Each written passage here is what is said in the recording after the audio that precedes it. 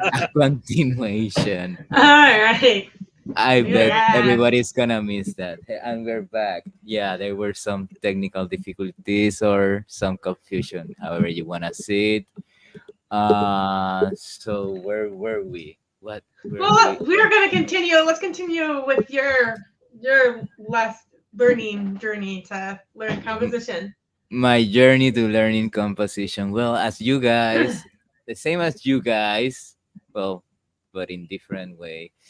In a different way, I took lessons, piano lessons, when I was like 7 or 8. I began, and then up until 9, and kind of stopped and didn't really like. I used the lessons. I learned basic piano, but I used the lessons and wrote little notes here and there, and those were like my first compositions, baby step compositions, but kind of left music for a while. And then after that, I turned into a teenager and started to listen to a lot of rock music, and that kind of got me started with the guitar. And I got a guitar when I was 12 or 13. At first, it was a Spanish guitar, then it was an electric guitar, like that one down there. I think I have it since I was like 15 or so, for example. So I've been playing electric for a while, and then it was in bands. I was in bands, and but I kind of like with the piano. I could always see that there was a purpose to my playing. It wasn't playing for playing sake. It was like playing for creating, in a sense. And we had Sane last week or so. No, a few weeks ago, Mhm. and he said something very peculiar to me, like how he wasn't really into special effects or stump boxes or processing or stuff like that. I was the different. I was the other way around. Like I didn't care that much at the time for technique, even though I was taking lessons in classical guitar.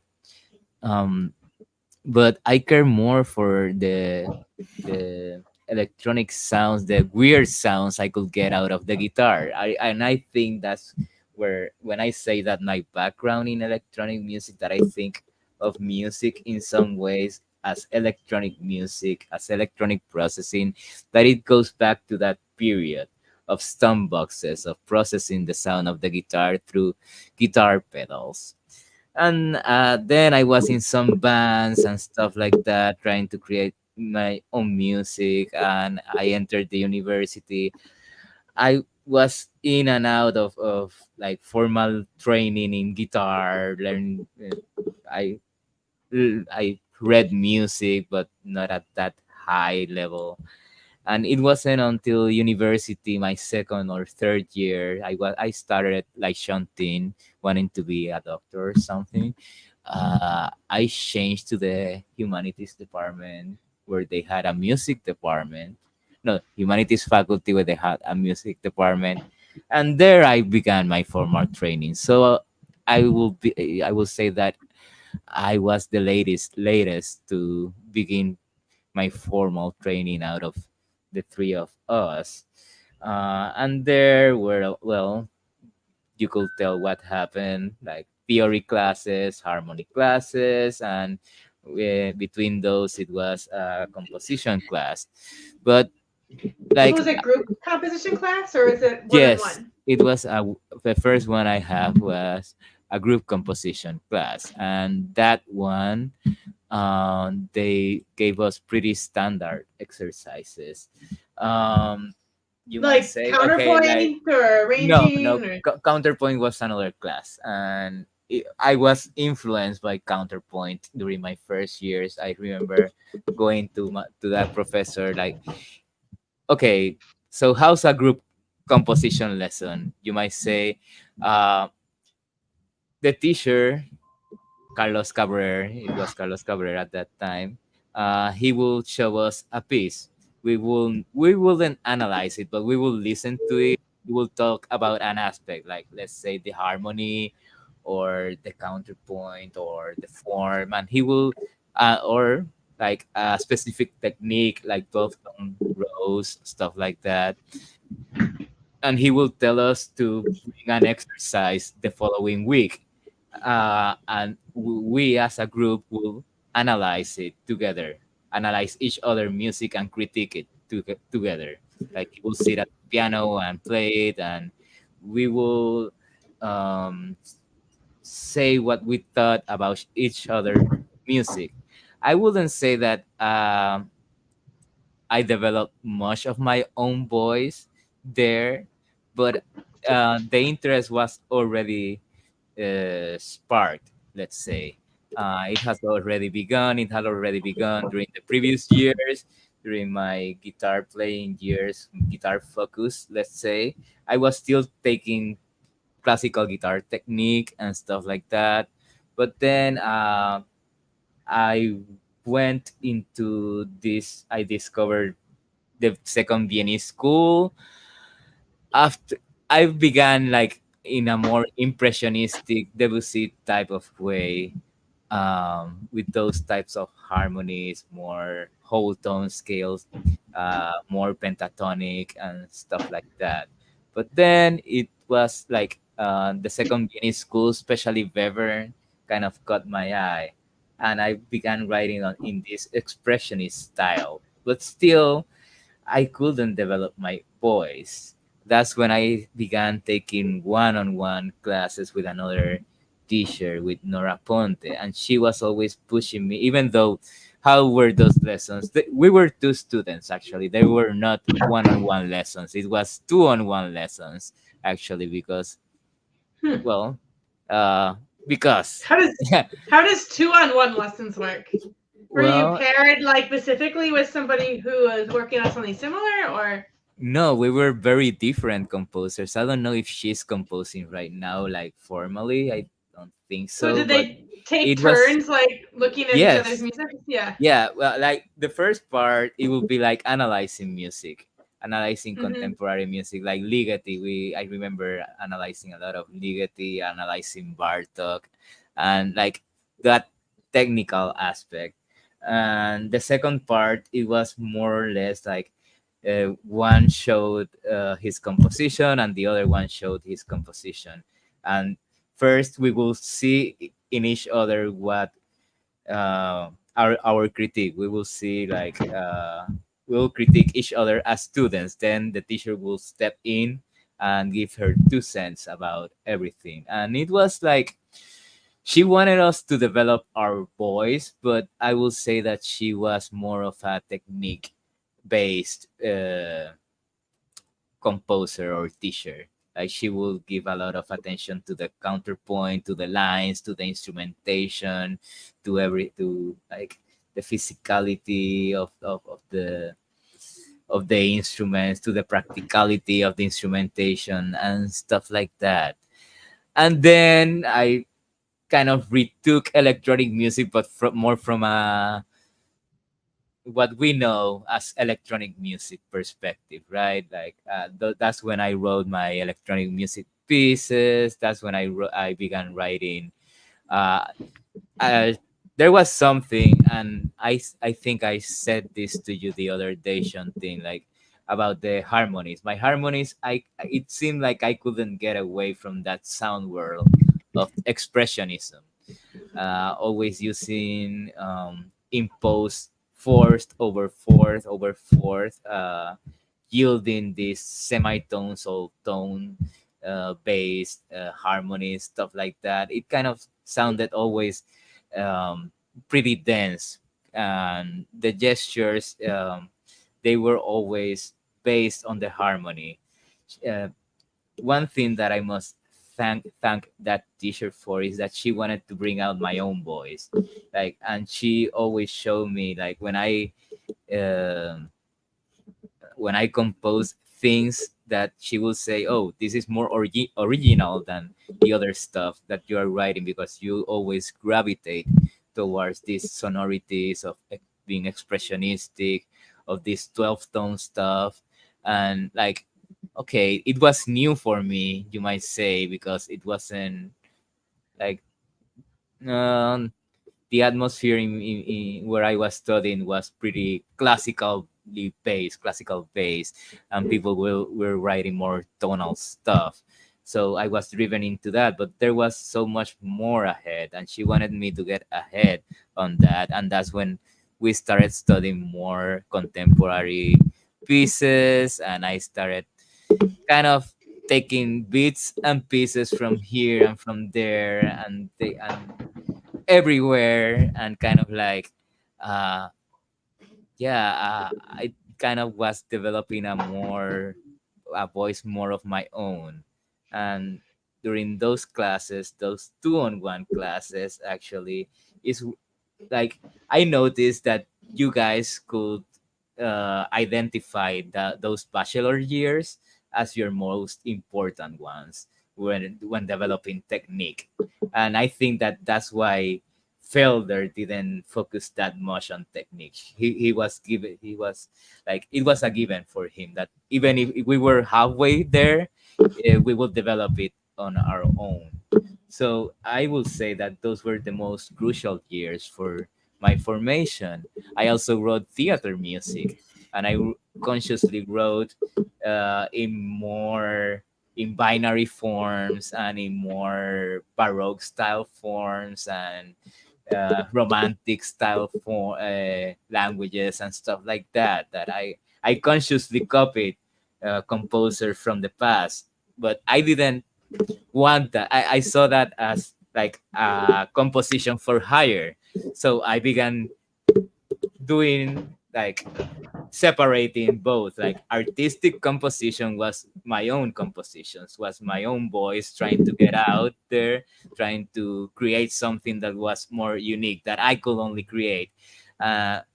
So even composing in other people's styles, even composing in in those exercises, doing uh, although counterpoint, you get a sense of balance and stuff like that in melodic lines, specifically speaking. But composing in the other composer styles kind of gave me a sense of what was artistic composition and what was Mhm. a composition for hire, being an artisan, for example. So, and there I could develop more of my voice, and that's when I was kind of entering into Buffalo with that string quartet, infamous reading of the Mhm. string quartet, that kind of like I I wouldn't consider like my opus one, but it was kind of one of my first pieces that was really my own. And from there on, like I developed more of my style there, but I was much more secure. I only needed a bit more language, a bit more technique, so to speak, that I got in Buffalo for certain. Like a lot from our colleagues, a lot from the seminar, a lot from like I first studied with Stadelman and then studied with Felder. Stadelman was um, he was, I would say that he was technique based in a way, like because he will give you ideas. Okay, this reminds me of this composer. You could go this way, you could go this way, you could go this way with this. He will give you ideas. That's how Mhm. he will teach music. Now he wasn't that much about aesthetics or anything like that, but I think that it was pretty useful for the state I was in.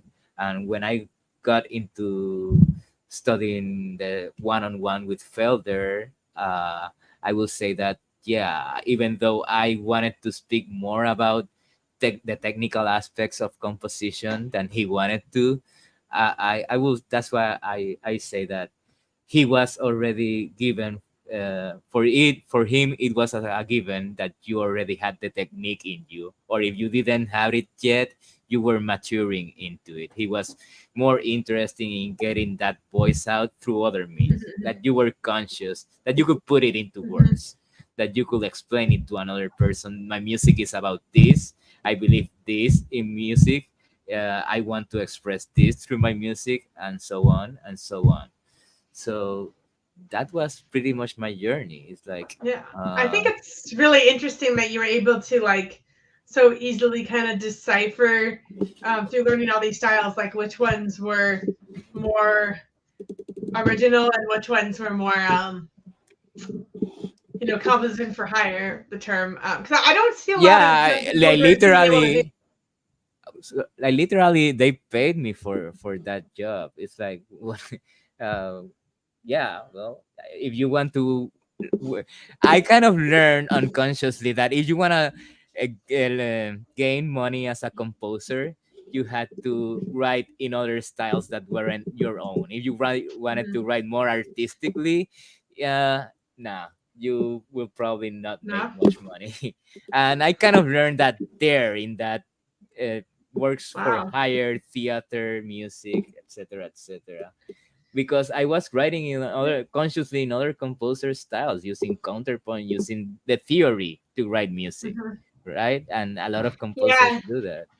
I So mean, a lot of young like a lot of my students are very interested in doing that. I think but they don't really discern the difference. They like that music and they want to write that. And I would say like the ones who want to write, and what they think is contemporary. Um, what do they most of the think is time, contemporary? well, I think they think contemporary is just like arbitrary sounds and notes and stuff. Like I feel like Oh yeah, it's like yeah. it's an excuse, like for not having to have a refined palette or make any sense. Um, like I have some students, like I have quite a few students that will like I have actually most of my like most of my especially students who are very new to composition, they fall in two camps. Is that they're either like to do lines and then they just kind of arbitrarily just throw things together and not like um not any kind of intentional way, because there are a Hmm. lot of composers who um do that really, like Ives, for example, an intentional way. Yes. This is not. It was just kind of like they wanted everyone to play, and they just wrote lines. So I have like they'll do that, or they'll like make chords they like on the piano, Hmm. and then they'll just arbitrarily assign notes, but then the lines don't make sense. And if I like say something like the line is really not very musical, and your dissonances aren't resolving in the right voices, Hmm. a lot of times they'll be like, oh, well, it's not a conventional chord. It's new music. And I'm like, but I get But it. And I'm all about that. you're But already like, within a framework. You're working yeah, within a but I'm like, vocabulary. yes, I'm like, our ears are designed to hear this way. And if you don't want to do that, you actually have to work harder because you actually have to teach the audience how to listen. Um, Within the and if same you, piece, like yeah, within a like minute. if you had You an have to idea establish like the, yeah. you don't want to resolve dissonances, fine, but then you have to kind of figure out a pattern, a different kind of pattern to make and consistently not resolve the dissonances.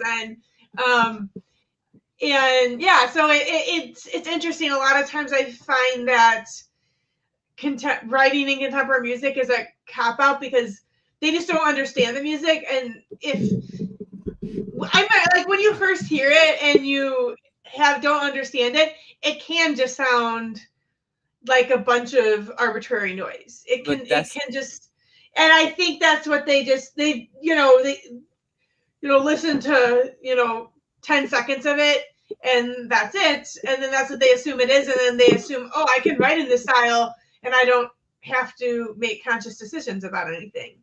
Um, that's why that teacher in Italy, what she said to me, like it's always relevant, like music, and it's relevant to contemporary as relevant to contemporary music as it was to Gregorian chant. Like what is Mhm. composition about? It's about keeping that balance. It's about unity and contrast. In the end, it's about Mhm. that logic and that tension between the two. Like you create a tension and you create a release too. That's also present, but in Well, the end, it's yeah, and about unity and contrast, and you have to have some logic to that. If you don't have a a logic lot to of the that, years, like I'm a listener. Besides, I'm a listener of contemporary music, and I'm a classically trained musician. As weird as my music might sound, like my ears are very classically trained, and I'm very, very open to new ideas. But I still have that I have that context and that training, and if somebody wants to explore a new idea that I haven't heard, they have to they have to teach it to me, within their piece, or they have to showcase it in a way um, that I'd understand. And that's being, I probably have a wider variety of music than many. I mean, all of us we probably would have an easier time if we went to a random new music concert. We'd probably have an easier time understanding what was presented in front of us than many people would. even other classically trained musicians that are not used to listen Yeah. to new music, that see new music at a bunch of scribble or a bunch of rubbish, as Shantin will describe, something that was of a period like from the 70s of 12 tone music and was experimental, and people were searching for this or for that, but are going back to tonality as a response, and that's kind of like you cannot go Yeah. back. Once Well, and you've reached this, especially like once you listen to somebody like Lachenmann, it's like how do you go back from that into tonality, I into mean, cadences? people do. I mean, there are many Well, composers who have, but besides the point, people do. But yeah, I understand the yeah, because I mean, I found the discovery of all that kind of stuff just so exciting, in every way. Um, yeah, I don't. It's but it but I also find that it's hard for my students to find like it's hard, like so I do have some students that want to write in like classical styles, and then some students who like they're kind of in between, like they kind of like to write in classical styles, but they're kind of want to discover new things, but they don't they have a hard time taking the same level of care and thought in presenting something in a more contemporary style as they would if they're trying to write something that sounds like Mozart. Um, because I think they think, oh, this is random. yes, yes, and we just had the May the 4th, whatever weekend, right? And there were Uh-huh. Star Wars concerts all around the country, all around the world, stuff like that. And many people consider like no disrespect to John Williams, but uh, John Williams, the composers, as the pinnacle of composition. And when you study the Mm-hmm. art, Mm-hmm. like it's like okay, no, sorry, but no. It's like I cannot accept that because we have gone so far from that. He's writing in a style that what he's done was done 100 years ago, 150 years ago was already been done. Like, Yeah, I mean, in his defense, is from what I understand, is he was hired to write music like that, and that in the scores, the film scores that he worked for, they had the director selected classical repertoire that they mhm. liked for the movie, and asked him to write a similar piece because they wanted original music. Yeah, well, So but at the same time, you have yeah. somebody like Stanley Kubrick that used Ligeti, that used Bartok in The Oh, for Shining, for sure. example, and But he they, used them really, really effectively. And but like, different, different, different. different directors hiring different, teams, Well, having different yeah, intentions. and I'm not gonna comment anymore on that, but Yeah. yeah, it's that feeling like, okay, I can write in another people's style, and if you have the ability, you are trained for that in theory and stuff like that, in learning harmony, learning counterpoint, learning orchestration, learning all of that, learning to arrange effectively. But I always felt, even before I got the formal training, even when I was only doing guitar stuff with bands and stuff like that, that if I didn't do my own thing, if I didn't contribute my own music, my own voice, why was I doing it? It was pointless to me. Yeah. It's I like, think that's a really impressive thinking for somebody who's young. Um, I didn't see the point. Like, and I was I really agree with open. you, but I don't think I don't think I got to that till much later, to that thinking. I think I was when I was very young, I was just happy to receive attention and praise. That's kind of what I wanted, because I didn't know many young composers really. Mhm. Um, so it was like something different I did, and so yeah, it was more about I wanted to be good at it, and I wanted people to tell me I was good at it. Probably until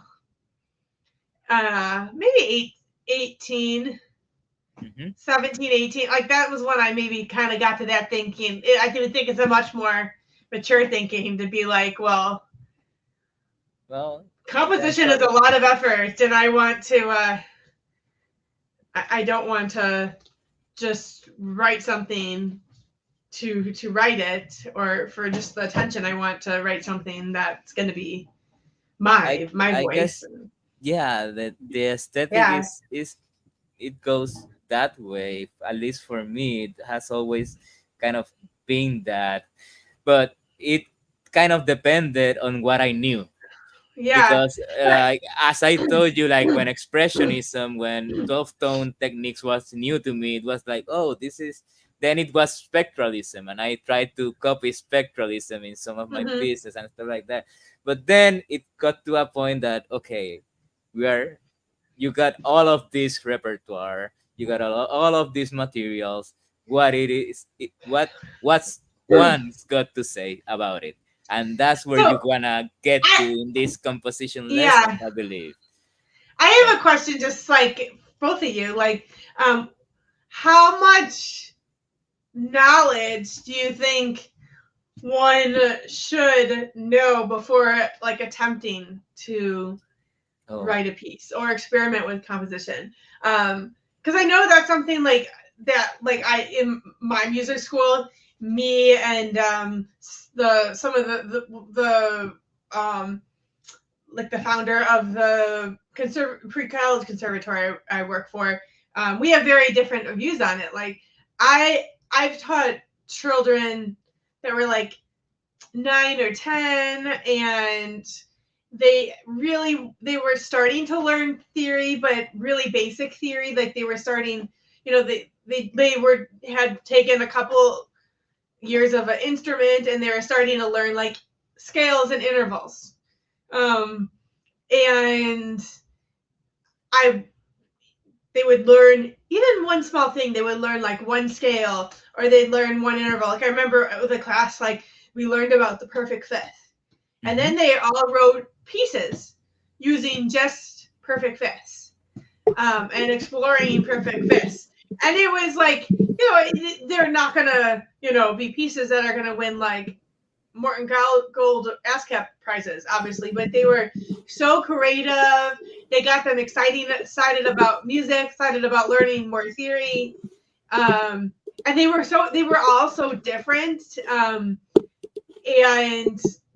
they came up with ideas that I would have probably never thought of with that prompt. And I quite enjoyed it, and I felt like they got a lot out of it. But like other people think that, um, people should know a whole lot more than just a perfect fit before even trying to explore composition at all. Shantin, do you wanna chime in on this? I mean, for education, composition is a way that help students apply their knowledge or help them explore some kind of rules or knowledge that we believe that we have already written on our textbooks. Um, my I I mean I'm growing up from a culture that most students and teachers are more afraid of mistakes, and we learn a lot of rules. When you talk about perfect fifth, I thought about the parallel Yes. fifth Me from too. our Mhm. harmony lessons, Oh my god. and Mhm. The and trauma that you spoke about is there. and But you get a lot of freedom when you only have a perfect fifth. and Then parallel fifths become okay. and and Like act Gregorian chant. and actually it's fine. It's Or fine I to have should say parallel organic. fifth, and and and I was very inspired when I believe it was in high schools. The the theory teacher said, you know what? Actually, people summarized the observation to write music theory. I was inspired back then. Oh yeah, actually, people discover. I mean, people summarize or generalize some kind of rules for us to follow, which means we can somehow create our own rules. I was very happy, and then very soon we were assigned homework to write the harmonies for figure bass. So okay, yeah. There are still rules to follow. Um, but I think it's very instructive if students have chances to write their own music based on some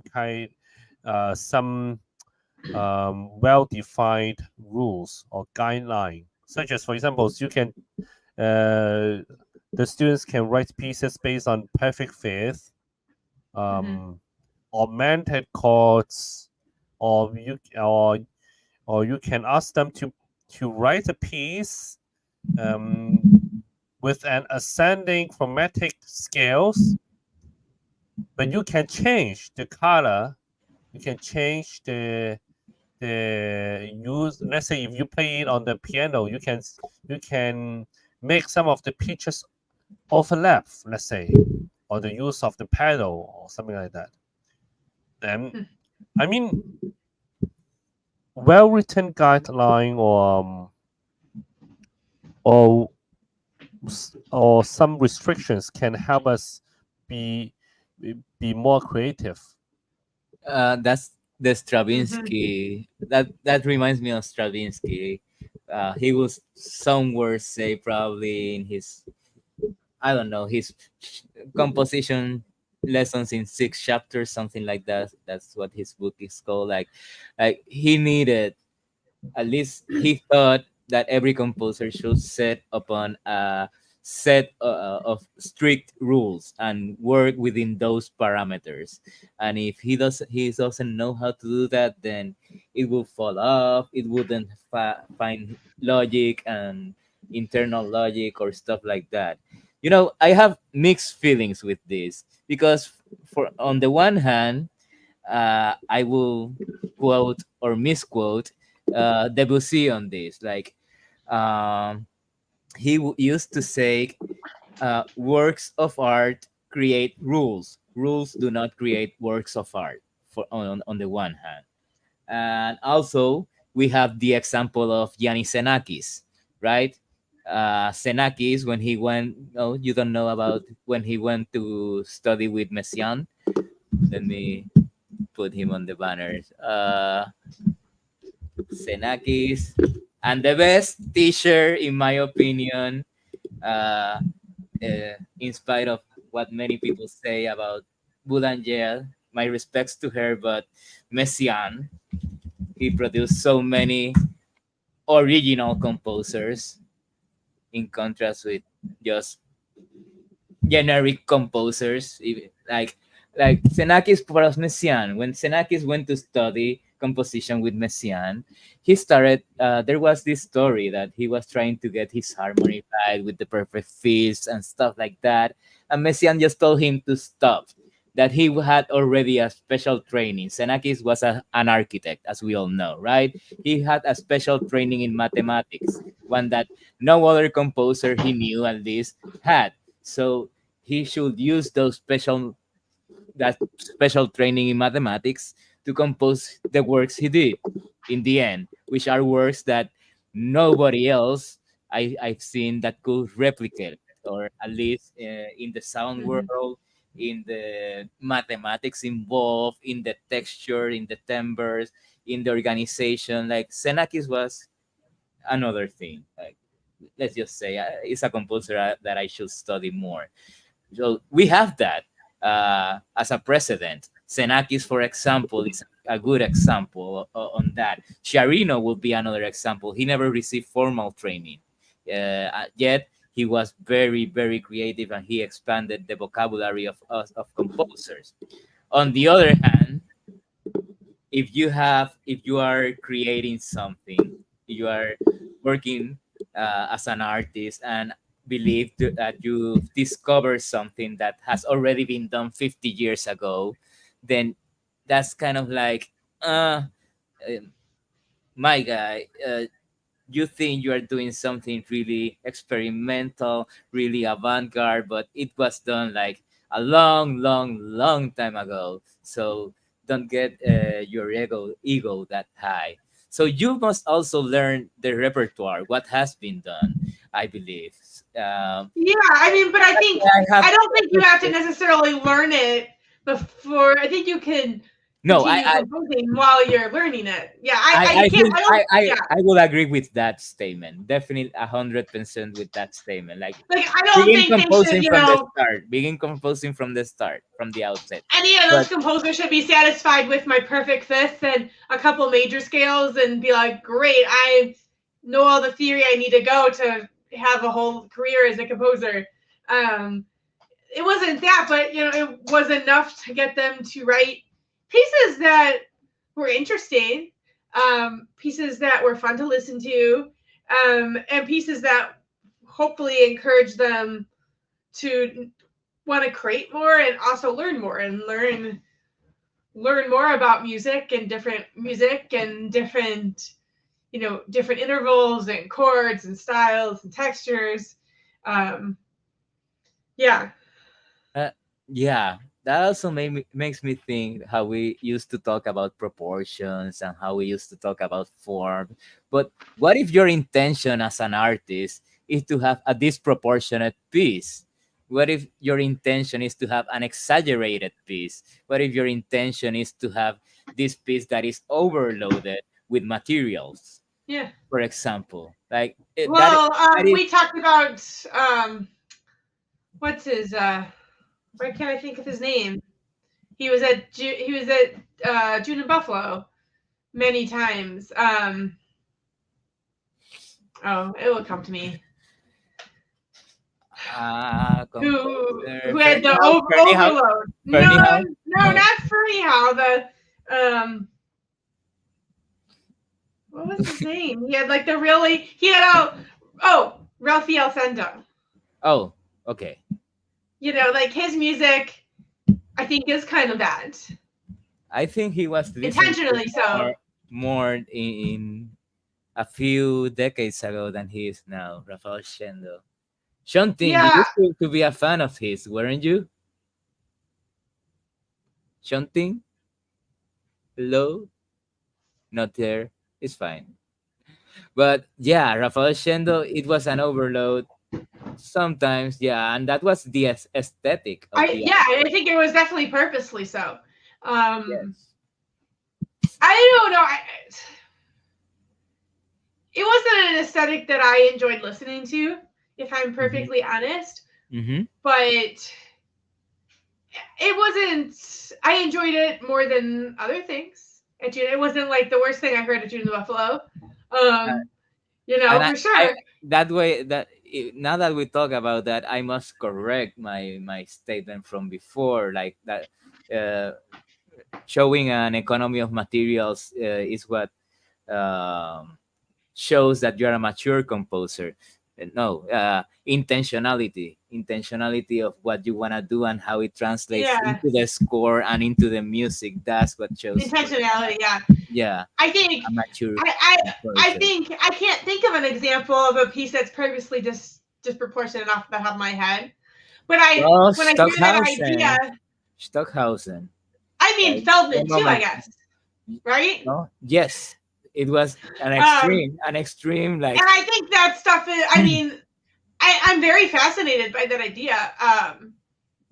I think I think maybe when you want to do something like that, maybe extreme is the way you have to do it to get that point across. Then, because and if it's just a you little bit too admire long, you admire John Cage a lot, right? yeah, yeah. And And a lot, it Cage seems and like a lot Feldman of kind of had people, some overlapping aesthetics, even yeah, though their music has sonically different. no, but yeah, a lot of people have had problems with Cage's music, and his philosophy and his aesthetics and stuff like that, Hmm. especially European based in a way. But at the same time, it was the French, it was Boulez, for example, some of the first people to get Cage, like, and really be champions of his music. Hmm. So there's that dichotomy there also. So intentionality, I will say, intentionality. Cage's intentionality came through in the end and won, Yeah. I will And I say. think like And you if you cannot wanted ignore him. to, You cannot ignore him. if your intention is something that most audience members aren't familiar with or uncomfortable with, and I think you almost have to be even more intentional about it and more extreme about it, or else it sounds like a mistake. Um, Yes. and yeah,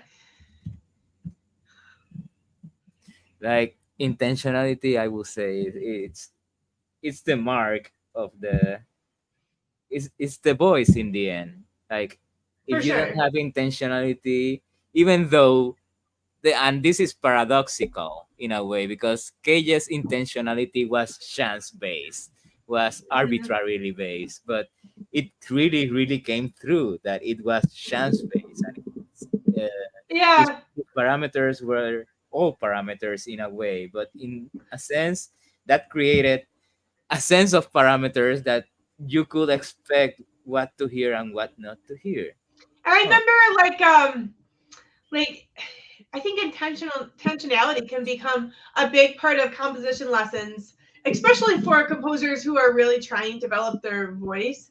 Mhm. I remember when I studied with Lee Halla, um, and he was always super kind and encouraging to me, but I always felt like while I was studying with him that he really didn't understand my voice because he spent the whole time just asking like what seemed at the time like very basic questions about my music. He didn't like just state big long reactions. He would be asking questions the whole time. Mhm. And I was 20 at the time when I studied him with him, and at the time I just thought, wow, he just really doesn't understand my music. He's just always asking me questions. And then when a couple years later I kind of realized, wait, like he wasn't answering the questions, asking the questions for him. He was asking the questions for me so that I could have a little bit more awareness in the choices I was making and be able to talk about them and have intention behind it.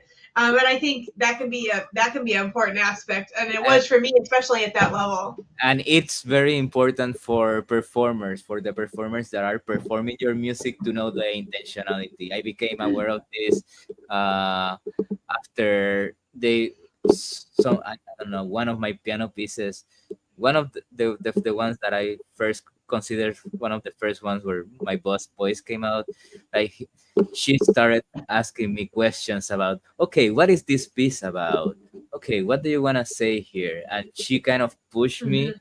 to think more in terms of explaining it to a performer, for example. Okay, Mhm. so I want this to sound like this because of this. uh, right? So that shows that you are in control of what you are writing. And in It the was end, yes. yeah. I'm just thinking like I think of that like I don't know if David Felder had any of you guys do this, but like he used to have me write a series of program like different program notes for the same piece. Oh, Like he would have me write that's like weird. one for That's performers, pretty cool. one for composers, one for audience members, one for people who might not know anything about contemporary music because he wanted me to have all these different like a version that I might use in like a composition seminar with all like you know like composers and it was yeah so that was like another way like to express to learn about how to talk to the music too that he did with me. He made me write all these different versions. I used to hate writing program notes. Now well, with time I have pushed myself to put it into words because as I was trying to tell you guys, like explaining what your music sounds like to somebody that's never listened to even remotely contemporary music or new music after modernist Mhm. music, Bella Bartok, something like that is really, really, really hard. And you have to practice like using different adjectives, describing these different waves of motion, how, directionality, tension, release, etc., etc. Uh, like that was a very useful exercise. Sean Mhm. Ding, you're back. I'm back. Yeah. You're back.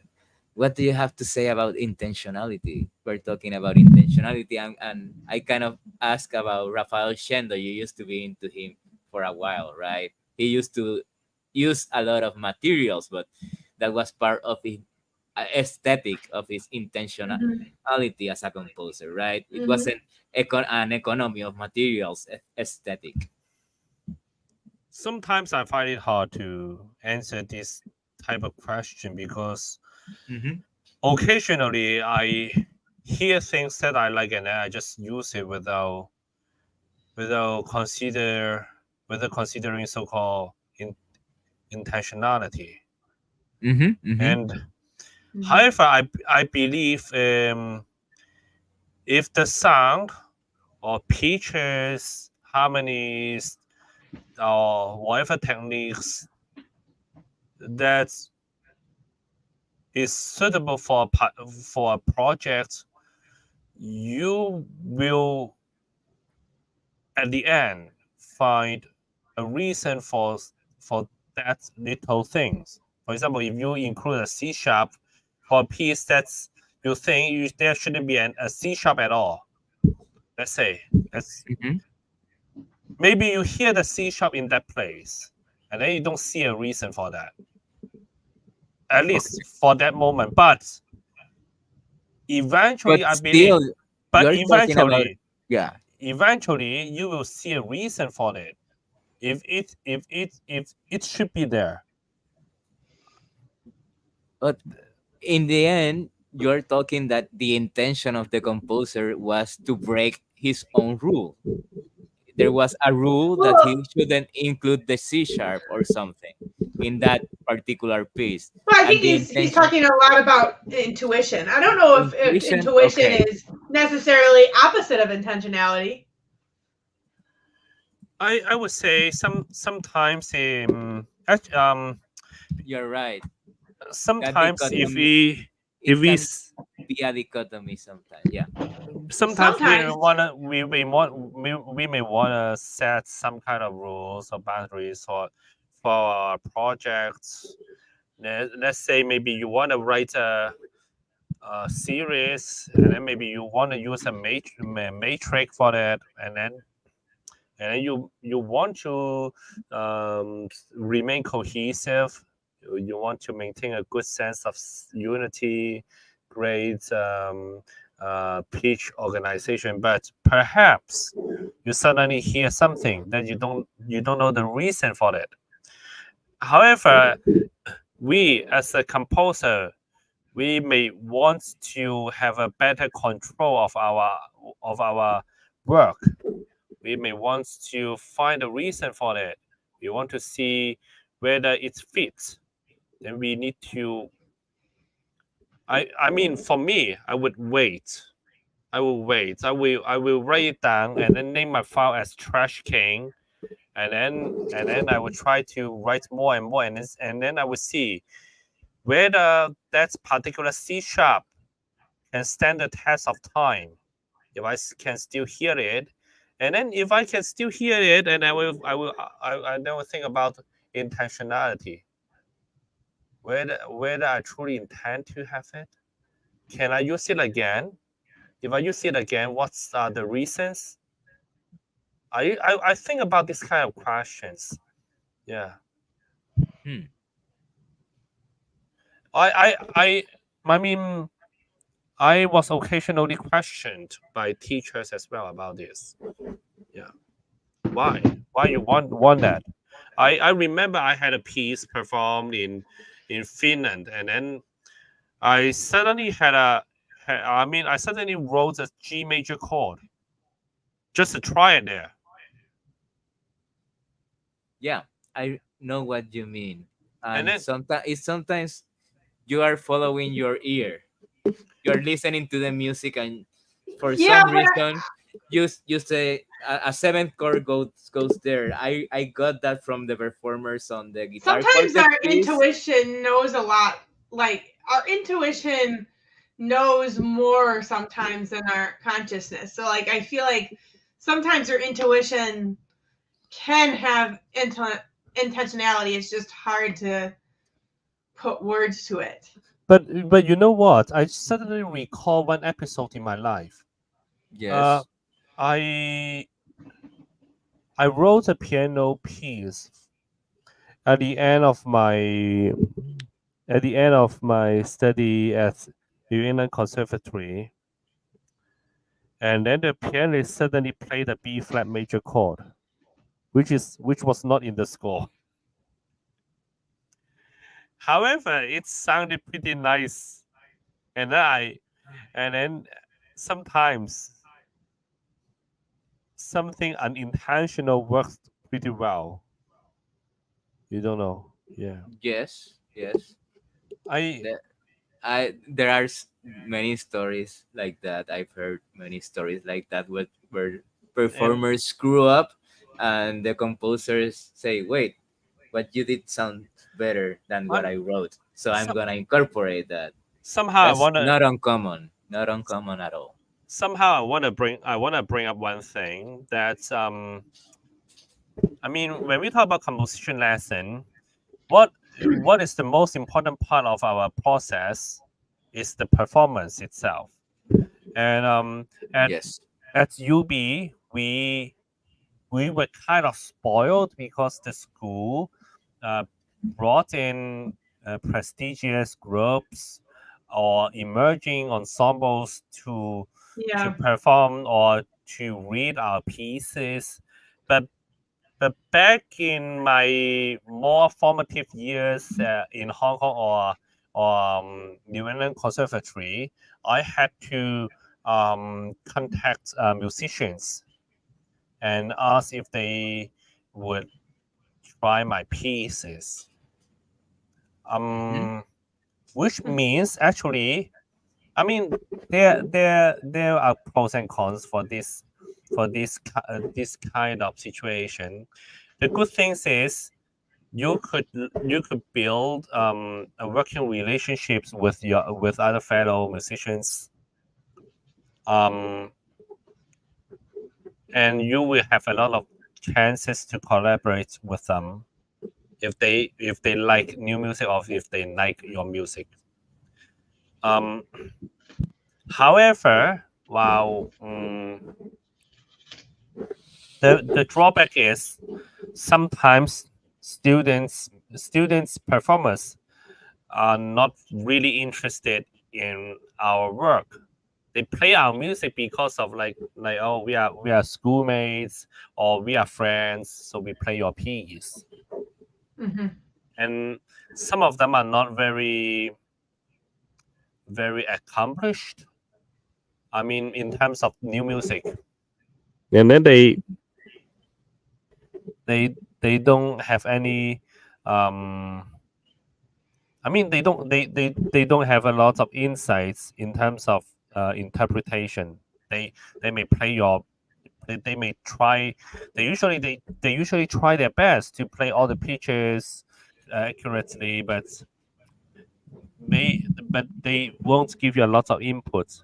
The worst is sometimes they don't get your music early enough, or they don't have time to practice at all. Then the That's especially true in Hmm. bachelors, because in bachelors they are almost never trained in the new music repertoire. They are always training more Well, classically I would speaking. say I would say the exceptions to that are probably the only two I can think of are percussion studios Yes, and of course. saxophone studios because that's their rep.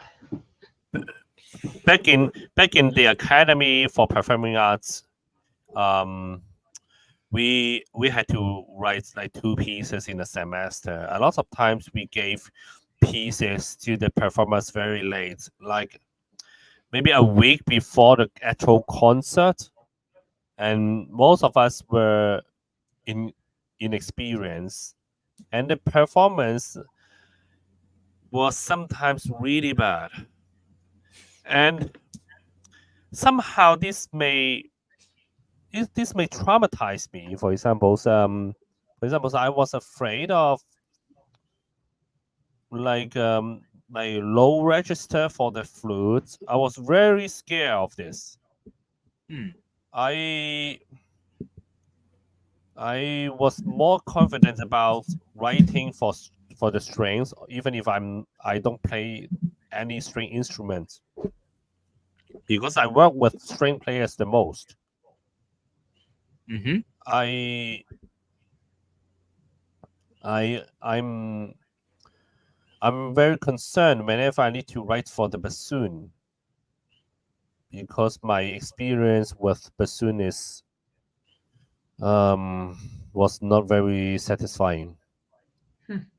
I mean, I mean, yeah,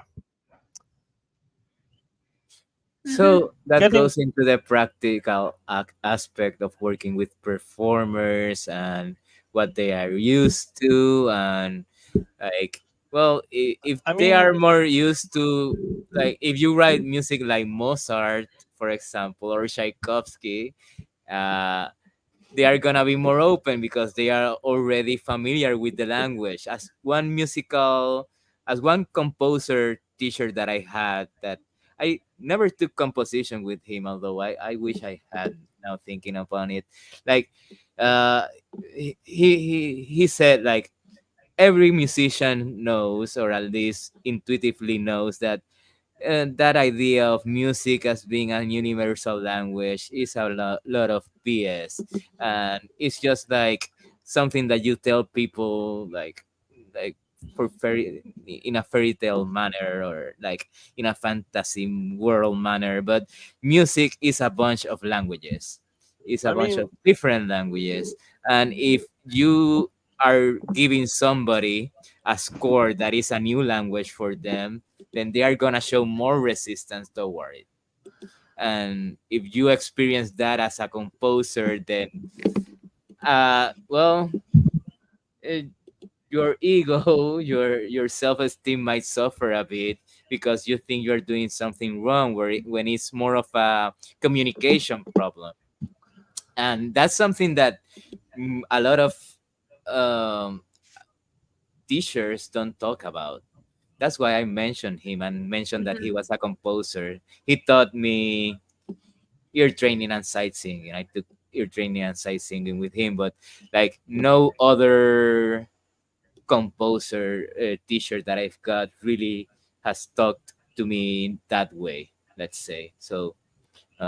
just something to consider, Mm. right? Like the performers and how they got their own language or languages. Like, what if I you mean, give? I feel like I had conversations like that with David Felder, but I think Okay. it was also because maybe my language is so different even for a group that specializes in contemporary music.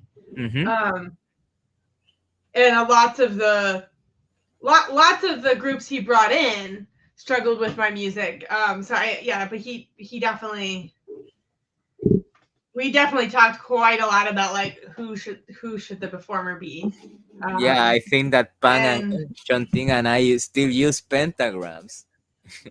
I mean, what I wanted to say is, a lot of times when we talk about composition lessons, it's about like the interaction with the teachers. We talk about like the scores, manuscript, or maybe what kind of projects would be assigned for us in the semester, something like that.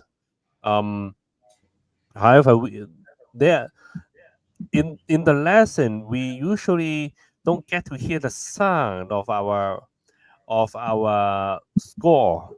We hear it in our head, but not physically, and it is very different from other music majors.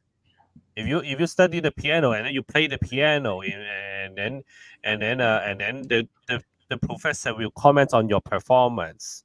But in composition, you won't write your work in front of your teacher, and then your teacher won't hold your hand and or maybe and or he won't erase anything from you with his eraser.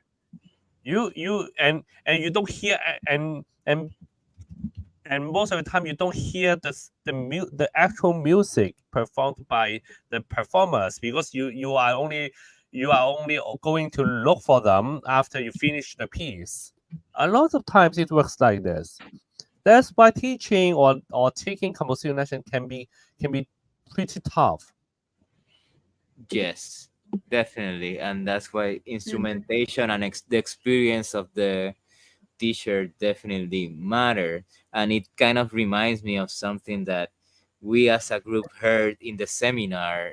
I think that Felder mentioned it many times, like how the score or the sheet of music is a fiction, is a work of fiction. And you mentioned this earlier, Shanting, like the important thing is in the end, what is it? It's the performance itself.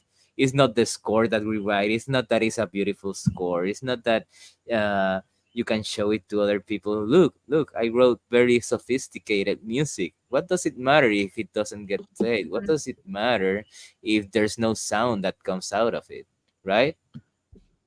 Or if what you wrote is very pretty but in the end it's not effective, meaning that your intention or that for example you write very loud lines, melodic lines for the lower end of the flute that never work, for example. And I'm getting more into instrumentation a bit, but it has to do with a lot of this, like the score, the sheet of music is a is more of a fiction. It's a way of communication, like let's say. Mhm. In the end, is how to communicate effectively. I would say too, right? Mhm. Yep. And well, I think we've been here Yeah, I think a we've done long, two. long, We got long a two for time. one. Yeah, two for And a one two for tonight. one. Yeah. Yeah. So I guess any last word from you guys? Uh, Effective effective communication. I meant. I mean, I think the thing about composition too, at least for me, like there are what you think about in composition gets more complex, I think, the more you go through it. So like composition really doesn't get any easier. I mean, you get more you get better technique and you get more sure of like your voice and what you want to accomplish, but then it also brings up kind of more things to think about. So that is that's something that can be challenging. It's really challenging to begin with, and I don't think it's something that it changes and it becomes different as you study. But I don't think it ever becomes like, no, this is easy. because I've been doing this for I don't know, more than That 20 years at this point, that goes back 30 to years. the search of the artist. What Hmm. stimulates you as an artist, as a composer, to write the same thing over and over and over? I don't think so. Well, Hmm. at least for some type of composer, for some type of artist, what stimulates a certain type of artist is what's new, what's innovative for his own language, Whereas, like, for one's own as, language. as a horn player, for example, there are many things that are really hard on the instrument, and I will notice, certain pieces that were challenging for me or certain techniques that were challenged for me all of a sudden aren't challenging. You don't get that kind of you don't It's get a that it's quite kind that of kind of progression dopamine. with Yeah. composition. Oh, Yeah, yeah. so And it's yeah. also about dopamine and stuff like that. Like satisfaction and things you've never thought possible that now are possible. All of that is included. Anyhow, Yeah. I don't have anything else to say for today. Chantin, do you have anything else? Yeah. Megan, do you have anything else? No, I'm good. Thank you. I'm good already. I'm. Yes. It's time Uh, to forget about all the trauma in composition lessons. At least for tonight. we got Yeah. it out. Yeah, we got it Yeah. out. Yeah, at least for 2024 is enough. Enough. Yeah. Okay. Well, it's fine. Well, this is where the stream ends. So we'll see you guys next week. Bye. Bye. Bye.